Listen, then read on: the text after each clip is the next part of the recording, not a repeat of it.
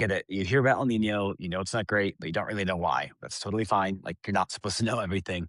I'm going to break it down for you really quick in like 1 minute. Not a storm and it's not a season. It's a naturally occurring shift in the Pacific Ocean. It's just one half of a natural cycle that swings every few years. Most of the time, steady trade winds, which are the steady, reliable winds that blow like kind of near the equator, they drag sun-warmed surface water westwards and pile it up near Asia. Every few years, those winds kind of like weaken and slow down.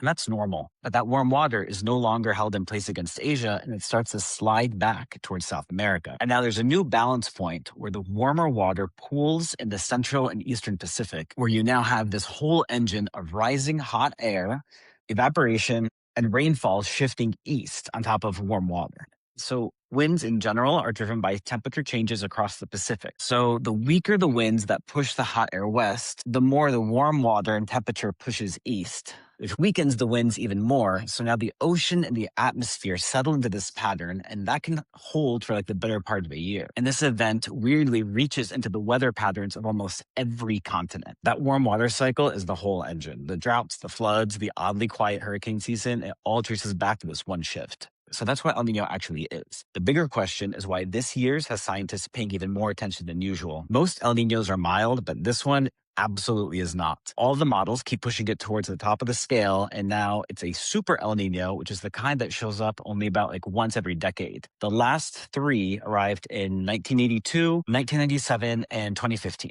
And anyone who lived through those winters probably remembers something significant about them. Now, the strength of these systems is what affects you.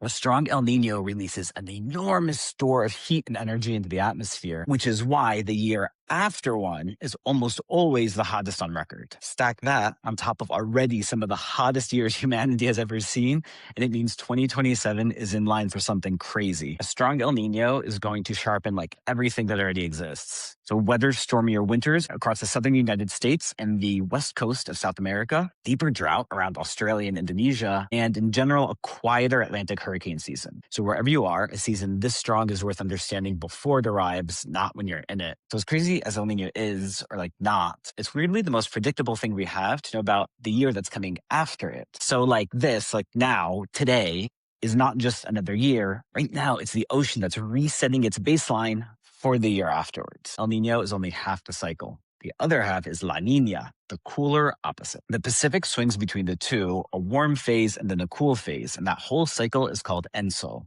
Right now, we're firmly in the warm phase. Now, there's a 97% chance this warm phase is going to hold on until early spring. These events never last. El Nino is going to peak, it's going to fade, and the Pacific often tips the other way into La Nina, which reverses a lot of what we just covered. Now that is going to mean stronger winds pushing west, which starts a chain of a drier California, a busier Atlantic hurricane season, keep that in mind, and drought risk, which will be shifting to other parts of the world. So when you start to hear people refer to El Nino, that's what they're going to be talking about. So El Nino is totally natural. It has swung back and forth for thousands of years, like way before we were here. What changed is the baseline from where it swings at. Every one of these events is now starting in a warmer world than the previous one. So the same natural swing lands harder. And each new record clears the one before it. So the cycle is super old, but the heights we are reaching are not. I hope this made sense. I'm Giacomo. I talk about ocean and environmental nature stuff. Let me know if you have any questions and what you want to learn about next. Follow along.